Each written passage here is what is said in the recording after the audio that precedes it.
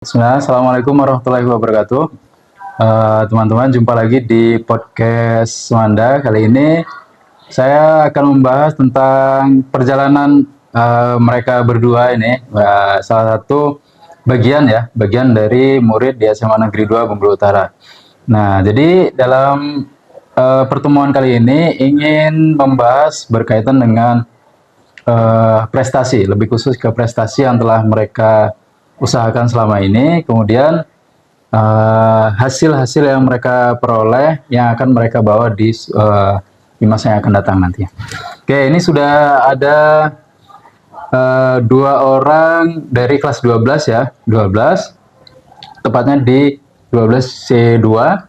Nah, mereka insya Allah dalam beberapa bulan nanti akan menyelesaikan studinya di SMA Negeri 2 Bengkulu Utara. Nah, ini sudah ada di hadapan saya Elza dan Zahra. Boleh disapa dulu teman-temannya. Halo. Nah, ini langsung aja ya, Elza dan Zahra. Ini kan kalian bisa dibilang bagian kecil ya, sebagian kecil pelajar atau peserta didik yang ikut mengembangkan potensi di luar dari kegiatan di dalam sekolah. Nah, jadi dari salah satu dari kalian, misalnya Elza itu kan yang Bapak ketahui karate ya, karate. Kemudian kalau Zahra olimpiade ya, olimpiade. Nah, boleh dari Elza dulu nih. Dari Elza, ini kira-kira apa motivasinya, Zah? Kenapa bisa sampai ikut ke ajang yang akhir-akhir ini lagi teman-teman mungkin tahu juga. Nah, boleh nanti diceritakan sedikit kenapa bisa sampai ke sana, apa motivasinya? Nah, boleh silakan, Zah. Yang pertama sih untuk menambah pengalaman di masa remaja, Pak. Jadi memperbanyak pengalaman dengan lomba-lomba kayak di luar. Kan pasti ke kota-kota orang gitu kan. Jadi menambah pengalaman baru. Terus juga disupport sama orang tua kan. Jadi lebih semangat untuk karate itu ngelanjutinnya. Terus sama untuk berharap sih bisa untuk ini sih, Pak. Kalau mau tes atau seleksi gitu kan, jadi bisa berpeluang juga. Ininya ya, apa itu piagam sertifikatnya ya. Oke. Jadi kemarin terakhir apa itu yang diikuti? Di Ajang apa? ajang Apa nama ininya? Kejurnas Oh, Kejurnas di di Jakarta. Jakarta. Berapa hari di sana? Kalau di Jakartanya 5 hari, kalau untuk TC terpusat yang kemarin 8 hari. Oke, itu mewakili daerah apa gimana, Elza? Bengkulu, mewakili Provinsi? Bengkulu. Provinsi, berarti kejuaraan nasional ya? Ya. Udah dapat hasilnya? Dapat ini enggak? Sudah lumayan ya, tapi ya. Oke, lumayan. Nah, berarti dari support juga dari orang tua. Kemudian memang Elza basicnya udah dari lama juga di karate ya? Ya udah dari kelas 5 SD kan jadi Udah lanjut. dari SD menekuni bidang karate.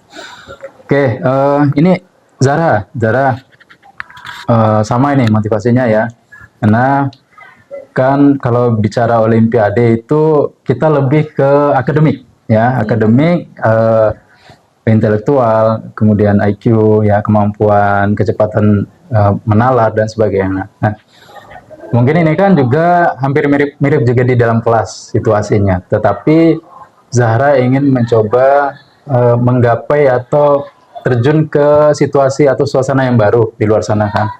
Nah, boleh motivasinya, kenapa bisa sampai ke sana? Kalau motivasi itu lebih ke dari dalam diri gitu kan, Pak. Soalnya dulu itu pas SMP juga udah terjun ke OSN juga tuh, cuman bidang matematika bukan IPA ataupun IPS. Jadi pas nengok di SMA itu peluangnya kayaknya lebih apa ya, ada di ekonomi gitu kan. Jadi kayak oh ya udah saya mau menekuni di bidang ekonomi tersebut. Jadi kayak mau berpikir lebih luas gitu, nah bagaimana perekonomian dunia itu seperti apa gitu. Iya. Jadi kebetulan karena dulu tuh dekat kan sama Bu Nelly juga, jadi kayak mungkin pembahasan materi ataupun soal-soal itu lebih ini lebih ya, mudah gampang ditangkap ya. Nah. Oke, jadi memang udah dari dalam diri sendiri suka ya, Iya, suka dengan apa tadi ekonomi dan semacamnya ya. Jadi termasuk bisa dikembangkan. Kalau ikut Olimpiade juga bisa dikatakan kan menambah relasi juga ya, relasi ketemu orang-orang lain. Kemudian juga kan ketemu soal-soal yang baru itu biasanya ada tantangan Rasa tersendiri ingin ya. tahunya. Nah, alasan ingin tahu untuk meningkatkan kemampuan lebih tinggi lagi. Oke, nah luar biasa. Jadi motivasi ini kan dorongan kita untuk memacu semangat dari yang awalnya hanya sekedar ingin tahu, ingin mencoba, tapi sampai saat ini bisa sampai titik ujungnya, bisa dikatakan sampai titik ujung. Nah, oke, Zahra ya, ini masih Zahra. Ini biasanya orang-orang yang keluar dari zona nyaman, ya. Ini kan termasuk yang mencoba sesuatu yang nggak ada di sekitar kalian, menemukan sendiri di luar. Nah, pasti ada tantangannya, pasti ada hambatannya, juga ada kepuasan tersendiri, ya meskipun ada tantangan. Nah, dari yang Zahra rasakan, apa aja suka dan dukanya? Kalau sukanya itu ada hal-hal kecil gitu nah Pak, kayak mungkin soal yang sesuai sama prediksi kita itu menjadi wah, oh ternyata bisa nih gitu kan. Iya. Cuman dukanya tuh kalau misal kayak jauh dari harapan kita, soalnya lebih susah. Terus kadang mungkin apa ya, kayak nggak lolos gitu kan, Oh, kayak iya. OSN 2 tahun nggak ada lolos. Cuman ketika 2024 itu alhamdulillah lolos walaupun dapat peringkat aja gitu. Jadi Itu lolos di level? kabupaten. Oh, Bukan kabupaten. lolos sih, cuman dapat peringkat. Iya, iya. Cuman pas 2025 ternyata enggak. Tapi Allah gantikan lewat OMBI. Oke, oke. Nah, itu tadi kan dari soal-soal ya. Iya. Soal-soal yang gampang, kadang susah, kadang enggak. Kalau dari prosesnya, misalnya dalam pembekalan, ya kan, misalnya pembelajarannya, persiapannya, termasuk dalam perjalanannya atau teman-temannya, itu gimana? Apakah memang menyenangkan semua atau ada juga yang agak buat capek misalnya? Kalau buat capek tuh enggak sih Pak, kayak ya dibawa enjoy aja. Kalau pembelajaran kayaknya nggak ada sih, lebih ke belajar sama-sama gitu kan, jadi lebih mudah gitu. Masuk orang-orangnya Iya. berarti menyenangkan ya. Menyenangkan Oke. semua. Oke, Elza nih. Sama, gimana suka dukanya Elza dalam dunia karate? Kalau dalam dunia karate pasti suka dukanya ada menang dan kalah juga kan Pak, itu termasuk juga. Terus kalau untuk suka tuh kita kalau misalkan kayak lomba-lomba pasti menemukan teman-teman baru itu. Kalau ke Jurnas gitu pasti bareng-bareng tempat latihan, satu tempat latihan itu kayak menambah teman, terus mendapat keluarga baru di karate itu Pak. Terus kalau untuk dukanya itu mungkin ada dalam diri ini kayak rasa capek untuk Capek. terus latihan gitu kan Pak, Iya, ngejar iya. terus juga harus dibarengin sama kayak sekolah gitu atau ulangan-ulangan. Jadi itulah kayak ada rasa ingin keluar gitu Kak. Ini ya, beberapa kali. futur kadang mundur, mengalami kemunduran, moodnya naik turun juga gitu kan ya. Oke, ya hampir sama mungkin ya, hampir sama di semuanya, cuman tinggal lagi gimana kita memanfaatkan lingkungan-lingkungan kita menjadi dorongan yang positif, ya kan? Nah, oke, dari semua proses ini kan bisa dikatakan lumayan bagi Bapak yang melihat ini lumayan membanggakan. Nah, apakah ini bakal nanti ada kelanjutannya? Ingin melanjutkan, berlanjut atau cukup sampai di sini? Eza. Kalau dari Elza sih insya Allah bakal lanjut terus sih Pak.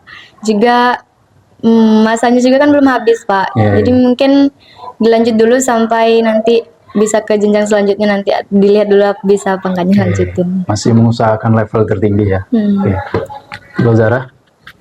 Kalau saya itu lebih ke diusahakan di jurusan yang sama. Jadi kayak apa yang saya dapatkan selama SMA ini di bidang ekonomi itu bakal tetap ada gitu nah. Jadi pas jenjang selanjutnya saya masih bisa mengembangkan ilmu-ilmu yang saya dapatkan di SMA. Jadi nggak mesti terpatok harus pure ekonomi ya, Nggak. atau misalnya ikut-ikut olimpiade lomba-lomba lagi ya, tetapi yang penting ada relevansinya dengan perekonomian. Oke, bagus itu ya.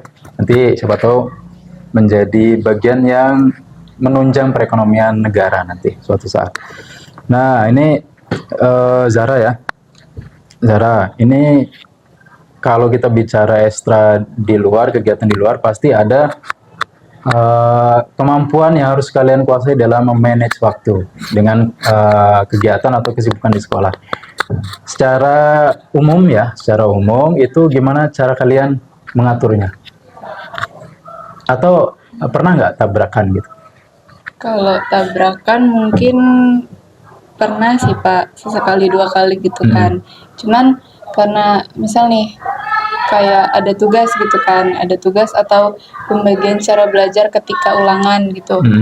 Yang kalau pas ulangan ya kita belajar untuk mata pelajaran biasa itu siang hari sampai sore hari gitu. Kalau untuk yang kayak olimpiade gitu atau baca buku dan sekitarnya selain itu di malam hari. Nah, kalau untuk mata pelajaran lagi kembali lagi di subuhnya. Oke. Berarti semaksimal mungkin kalau ada waktu dimanfaatkan ya. Oke, luar biasa. Reza, sama atau beda? Kalau untuk Elza sih sama aja sih Pak. Kalau mungkin latihan malam gitu kan ulangan misal besok tuh Pak, itu ulangan tuh malam tuh latihan, jadi kayak habis pulang latihan kalau nggak capek langsung belajar, kalau nggak subuhnya gitu Pak. Ikut jadwal juga. Iya. Jadi menyesuaikan juga ya, menyesuaikan jam-jamnya. Oke, tentunya kalau misalnya kalian ini kan kelas 12 sebentar lagi akan menyelesaikan tugas kalian, tanggung jawab kalian di SMA 2. Jadi kira-kira apa yang akan kalian lakukan, akan lanjut kemana, dan bagaimana pesan dan kesannya selama di SMA 2 ini. Nah, itu mungkin pertanyaan terakhir ya untuk mereka. Silakan dari Elza dulu, nanti setelah itu ke Zara. Kalau dari Elza, setelah lulus dari Semanda ini, mungkin rencananya untuk tes atau seleksi kedinasan gitu Pak. Jadi kan dengan adanya piagam-piagam yang sudah diraih, itu bisa berarti bisa untuk menunjang untuk lulus dari tes atau seleksi tersebut. Terus kalau untuk pesan untuk Semanda ini, semoga untuk terus mensupport untuk murid-muridnya untuk selalu berprestasi, dan juga semoga untuk Semanda ini selalu maju. Oke. Untuk kesan Elza di Semanda ini, Elza sudah mendapatkan pengalaman yang sangat baik, support yang baik dari Semanda ini tentang mengenai Elza lomba, itu selalu disupport. Pembelajaran di kelas? Pembelajaran di kelas juga sama, disupport juga Pak. Oke. Kalau saya ya, setelah lulus sama sih, cuman kayak lebih mengutamakan, bukan mengutamakan ya, kita itu coba semua dulu, yang mana ada peluangnya itu kita ambil, tapi nanti mungkin bakal ikut UTBK dulu, baru nanti kalau ada tes itu Sekdim juga ikut. Terus kesan dan kesannya itu, kalau kesannya bagi Semanda itu benar-benar kayak sekolahnya ketat gitu ya Pak, kan disiplin ya, disiplin banget tuh. Di awal tuh emang agak pressure gitu, gara-gara kan belum terbiasa ya, sekolahnya ambis banget gitu kan, jadi kayak sulit bagi waktunya dan agak kewalahan. Cuman lama-kelamaan enjoy tuh, jadi kayak ternyata dibalik ketatnya sekolah ini nih punya hasil yang luar biasa ya. Ada tujuannya menjadikan lebih disiplin dan siswa yang bertanggung jawab. Kalau pesannya, semoga Semanda nanti lebih menyupport juga sih di setiap bidang, baik non akademik maupun akademiknya. Jadi lebih berorientasi juga pada siswanya. Dan semakin disiplin, sangat amat disiplin. Terima kasih. Itu tadi yang menjadi pertanyaan kita sudah terjawab semua, perjalanan dari mereka berdua. Mudah-mudahan nanti bisa menjadi inspirasi bagi generasi adik-adik mereka berdua ini yang sebentar lagi akan menyelesaikan tanggung jawabnya di SMA 2 Bengkulu. Oke, itu saja. Insya Allah kita akan berjumpa di lain waktu. Assalamualaikum warahmatullahi wabarakatuh.